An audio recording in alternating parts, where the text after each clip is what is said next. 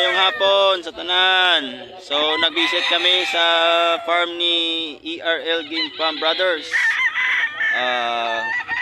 Nag-check ako sa incubator nila. Nag-visit lang sa farm nila for observation kang ilang incubator.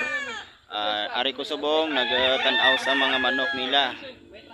Iba-iba nga mga bloodline, iba-iba nga mga breed sa mga manok. So ang ginigta nila nga mga stag kag bull stag is 300 pesos.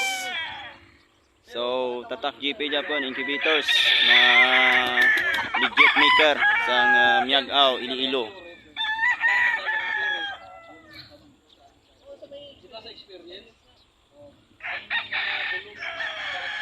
So ang location nila ni is Lambuyaw, Uton. Masaylo na sila sa Santa Monica, Uton man. So lapit lang sila di.